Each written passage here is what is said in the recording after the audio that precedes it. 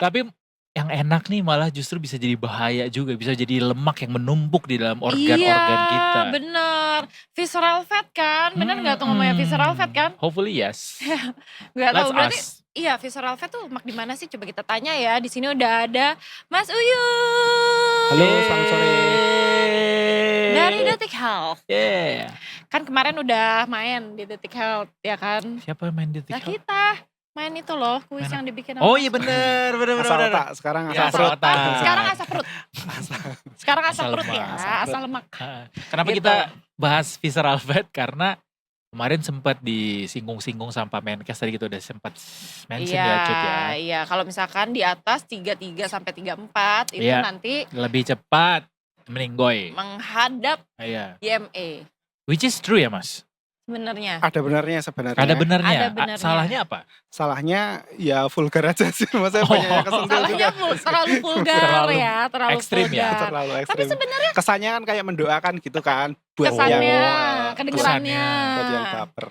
Tapi opini dari saya tadi memang perlu Takut-takutin. Sentil. bukan ditakut-takutin Mas, perlu komunikasikan dengan cara-cara seperti ini biar orang tuh oke. melek gitu bahwa Iya. oh, ternyata selama ini aku dekat pada yang maha kuasa. Ternyata sudah dekat ya, sudah tengah Iya. jalan. Ya Iya nggak kan? sih Mas? Karena orang-orang tuh suka abai gitu sama lingkaran Iya. perut, Betul. Ya visceral fat. mestinya iya ya. Maksudnya ya mungkin semua cara dilakukan. Ada yang sefrontal itu komunikasi yang lebih halus juga dilakukan. Nah kebetulan aja yang ini di depan publik jadinya Iya. gaduh. Ya cara komunikasi Karena nggak semua padanya orang ya. juga bisa kan menerima komunikasi ya. yang seperti itu gitu kan. Jadi ada yang baperan, ada yang Iya. ya kita nggak tahu ya kondisi masing-masing Iya. orang. Mungkin dia sudah berusaha sekian sebegitu kuatnya, begitu seriusnya Berat, berusaha, ya. tapi juga kesusahan. Tiba-tiba dikatain seperti itu, gitu kan merasa kayak apa sih gitu. Oh iya bener sih. Iya sih kayak Tapi sebel-sebel. benerkah kalau orang tuh suka abai gitu sama ukuran lingkar perutnya, sama visceral fat Iya itu? bisa nggak kan ada juga yang memang iya merasa udah olahraga tapi kalau tetap gini karena emang nggak gampang gitu buat sebagian orang itu nggak gampang. Nah ada juga yang memang abai jadi memang ya bodo amat kan hidup cuma sekali gitu kan. Oh betul.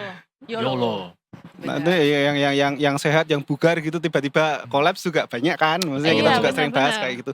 Ada juga yang seperti itu. Oke, tapi visceral fat itu berarti nih di sekitaran mana nih? Mana sih? Di banyak tempat sih sini di ya orang. kan? Visceral fat itu yang nempel di organ ya? Visceral itu apa namanya? Artinya itu rongga tubuh jadi rongga perut lah gampangnya rongga perut. Nah, ya kalau dilihat dari lokasinya lemak itu gampangnya dibagi menjadi dua jenis subkutan. Subkutan itu di bawah kulit. Oke. Itu yang bikin orang kelihatan bergelambir atau cabi kayak gitu. Oke. Ya. Itu yang subkutan. Terus yang sebenarnya lebih berbahaya, lebih berhubungan dengan risiko penyakit itu justru yang nggak kelihatan. Orang kelihatannya kurus mungkin, mukanya mungkin tirus, tapi perutnya blegenduk, ya masih blegenduk, pokoknya beda sendiri. Nah itu justru ketika lemak-lemaknya ada di organ dalam perut, jadi di utamanya di hati, terus di jantung juga ada, di paru-paru juga ada. Nah lemak-lemak yang ada di organ-organ dalam itu justru yang lebih berbahaya karena berhubungan juga dengan lemak yang ada di pembuluh darah. Plus juga mengganggu fungsi organnya itu sendiri. Jadi kalau ibaratnya mesin ya mungkin gearboxnya karaten atau apa gitu. Jadi dari luar mungkin kelihatan oke kayak gitu, kelihatan masih kinclong tapi dalemannya fungsinya terganggu karena sesuatu dan lain hal itu karaten. Jadi ini sebenarnya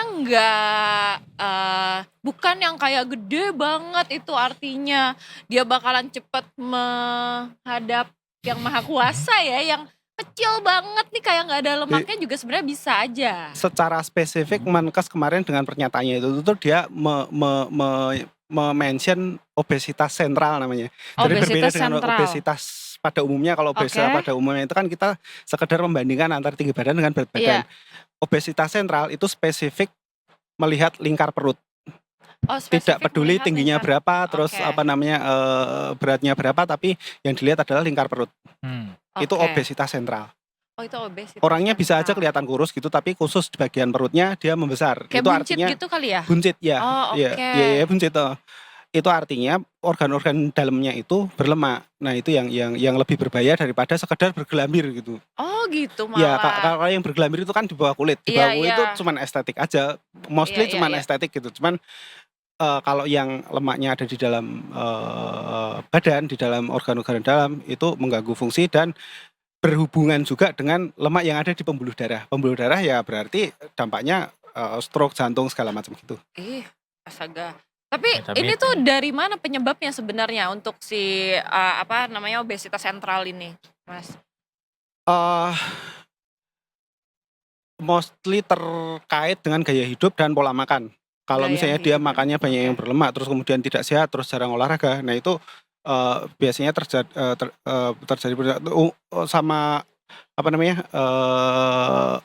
jenis kelamin juga ada pengaruhnya juga karena lebih sering yang mengalami itu laki-laki biasanya. Oh Oh ya? ya, Laki-laki, malah laki-laki, laki-laki. Oke. Kenapa itu, laki-laki. Mas? Ya mungkin faktor hormonal atau apalah, tapi Oh. Oke. statistik seperti itu. Jadi visceral fat itu biasanya Cenderung lebih ke banyak yang laki-laki. bermasalah itu laki-laki. Gitu. Oke. Daripada perempuan dan penyebabnya itu berarti makanan dan Macam-macam gaya multifaktor hidup. ya. Gaya hidup ya, gaya hidup juga. Jadi itu gangguan metabolisme sih pada intinya. Nah, gangguan metabolisme itu penyebabnya apa? Macam-macam. Nah, pola makan dan gaya hidup itu sebagian di antaranya. Umur ngaruh nggak, Mas? Ngaruh, karena jarang kan kita ketemu yang seperti itu anak-anak gitu itu kan jarang Heeh. banget. Kalau anak-anak gemuk sekalian semuanya kan. Oh iya benar. Apa, Blep gitu ya, kan. Oh iya kalau iya kalau kalau yang kita cuma perutnya doang itu ya kalau nggak busung lapar atau apa gitu pasti ada sesuatu yang serius kalau sampai pada anak-anak seperti itu. Oh gitu. Itu kalau misalkan kayak gitu ada vitaminnya atau apa nggak sih supaya bisa kerja lebih ekstra, pasti olahraga dan dibantu vitamin gitu mungkin, Mas? Itu teknis banget, yang jelas itu diperbaiki metabolismenya dengan cara apa ya Oh macam-macam. teknis. Ya salah satunya rajin olahraga itu kan salah satu Iya upaya iya. untuk memperbaiki metabolisme kan. Kalau misalnya kita Betul. terlalu banyak diem ya mesinnya parkir kan, misalnya nggak pembakaran segala macam itu nggak normal gitulah intinya. Oh olahraga. Olahraga, pola makan gitu, terlalu banyak lemak gitu Iya kan. iya iya. Alkohol juga itu sangat ini, makanya kalau di dalam media di media yang berbahasa Inggris istilahnya beer belly. Orang Iya, yang beer belly. sering nge-beer segala macam itu minuman-minuman beralkohol itu faktor risiko juga untuk perlemakan hati. Bagian dari organ dalam juga kan. Tapi sebenarnya angka obesitas di Indonesia tuh sebenarnya banyak nggak sih, Mas? Banyak. Tinggi nggak? Seberapa tinggi? Meningkat sih yang pasti, Oh, banyak meningkat. atau enggak ya relatif akan itu meningkat. Tapi yang pasti dari kita kan ukurannya dari riset kesehatan dasar, sekarang namanya survei kesehatan Indonesia. Itu dari tahun ke tahun meningkat. Ya macam-macam sih faktor gaya hidup terutama karena berbagai kemudahan teknologi. Kita mau jajan nggak harus jalan kaki, nggak harus naik angkot, tinggal gini ya. gini gitu udah dapat Yang pada gitu. Terus akhirnya juga membebani negara dengan BPJS Nah, iya. kesehatannya. Si perilaku. itu ya, angka obesitas sentral beda lagi, tapi ya sama sih profilnya juga. Iya. Nah, Mas Uyung, aku mau ngasih sekalian juga informasi Bodetikers tadi. Gue lumayan tertarik dengan artikel yang disematin tadi di layar. 13 tanda kelebihan berat badan. Sesak Oke. napas, Sesak suka sesak napas, berat badan melebihi batas normal, kelelahan kronis, mendengkur, GERD, nyeri sendi, tekanan Oke. darah tinggi. Nih penting nih tekanan darah tinggi nih. Masalah kulit, perut buncit, lingkar perut yang berlebih, sakit punggung, varises, dan siklus menstruasi tidak teratur. Untuk perempuan ya. Kayaknya semuanya ada di gua deh. Siklus menstruasi enggak, Oh, kecuali kecuali itu buat perempuan ya. Iya benar. Tapi gimana cara kita tahu berat badan ideal kita? Ngitungnya tuh gimana? Mungkin Detikers di sini ada yang belum tahu gimana caranya. Ngitungnya gimana, Mas? Banyak alatnya sih sekarang, timbangan digital yang pakai impedansi itu kan bisa untuk mengukur juga. Katanya tinggi badan tuh dikurangi 100. Simpelnya sih ya itu tinggi badan dibagi berat badan kuadrat. Kok berat badan kuadrat? Iya, berat badan kuadrat. Coba gimana? Kebalik, berat badan dibagi tinggi badan kuadrat dalam meter. Jadi meter persegi. Nggak bisa ini. Ada kok kalkulator di Iya benar, BMI-nya gampang ditinggalin. Ada berat kalkulator badan BMI. dibagi tinggi badan dikali tinggi badan lagi. Tunggu. Berat badan dibagi tinggi badan kuadrat. Ya, kalau dikurang 100 dikali 100 kalau laki-laki 10, kalau perempuan 15%. 15%. Apa itu? Berapa? Minus 4. Kenapa? Minus 14 Mas kenapa minus? Enggak, karena Ada itu salah gitu ini ya, ada ada kalkulator BMI, ininya. nggak usah Ini kan ada pusing-pusing. Oh tulis kurung. ada kalkulatornya Ada. kok. Ada tulis kurung, buka kurung, Sering-sering buka baju tuh ya. kurung. Coba lihat Ya udah, selain daripada itu juga kita bahas lagi soal visceral fat ini ya kan. Banyak orang yang mungkin tidak menyadari dengan melihat ukuran celana itu jadi salah satu tanda gitu Ya. bahwa kita ini udah obesitas nih gitu. Lebih spesifik obesitas sentral sih kalau yang kaitannya dengan ukuran celana. Jadi obesitas itu Oh, kan bedanya rasio apa tuh, Mas? kalau obesitas secara umum itu kan rasio antar tinggi badan dengan berat badan. Jadi itu orang berat badannya tinggi belum tentu obesitas kalau memang tinggi badannya tinggi. Oke, Kan? iya betul. Jadi rasio seperti itu. Tapi ada juga Itu standarnya juga, itu pun standarnya juga sebenarnya bervariasi antara ras Kaukasian dengan Asia itu berbeda. Jadi batasannya, cut off-nya kalau obesitas itu di angka berapa itu berbeda ras. Kemudian untuk anak-anak juga batasannya juga berbeda lagi. Tapi kurang lebih seperti itu. Kita melihat perbandingan antara tinggi badan dengan berat badan. Nah, itu punya kelemahan kalau kaitannya dengan faktor risiko. Penghitungan berat badan dengan membandingkan tinggi badan dengan berat badan itu tidak memberitahukan komposisi massa tubuh. Teman-teman yang sering nimbang komposisi massa tubuh pasti paham. Ada persentase lemak segala macam kayak gitu. Orang-orang yang sangat berotot misalnya, orang yang sering latihan beban kayak gitu, kadang-kadang dia terukur obesitas kalau dengan rumus itu. Tapi ketika dicek komposisi massa tubuhnya, ototnya lebih banyak daripada lemak. Nah, itu nggak bisa dibilang itu obesitas. Enggak, tetap obesitas kalau berdasarkan itu tadi, perhitungan itu tadi. Tapi nggak bisa dibilang juga dia berisiko lebih berisiko kayak gitu. Karena bugar banyak kannya masa ototnya soalnya. Iya, gitu. jadi kayak yang binaraga segala macam kayak itu kan sebenarnya nggak bisa juga dibilang itu, karena lemaknya juga kan tipis banget kan, kering gitu loh, kering. Jadi acuannya apa dong? Ada acuan lain selain berat indeks massa tubuh itu, body mass index itu, yaitu lingkar perut. Nah, lingkar perut itu yang mengindikasikan obesitas sentral. Kalau laki-laki lebih dari 90 cm lingkarnya, lingkar perut ya.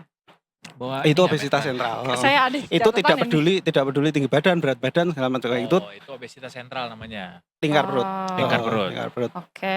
Kadang-kadang orangnya kurus tapi perutnya besar kayak gitu. Itu obesitas sentral.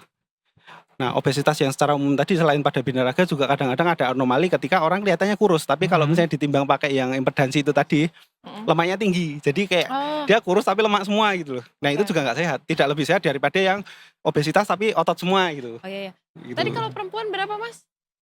Lingkar perut. Lingkar perut. Berapa ya? 80 kalau nggak salah, 80. Oh, oke. Aman. Saya 73. Jauh dari kata berbahaya ya. Enggak dong, itu enggak, dikit lagi. Harus hati-hati. Ya. Kalau mau nurunin berat badan idealnya makan apa, Mas? Makan apa aja. Karena pada dasarnya kan rasio anak intake dengan yang dikeluarkan gitu kan. Kalau misalnya kalorinya lebih banyak yang masuk daripada yang dikeluarkan, ya dia akan jadi meningkat. Defisit kalori aja. Intinya sih seperti itu. Mau kamu membatasi makanan sebanyak apapun, kalau magermu lebih banyak lagi ya sama aja. Bener. Makanya bergerak aja tuh kalau mau olahraga, yang penting bergerak aja, nggak peduli olahraganya apa, nggak harus padel.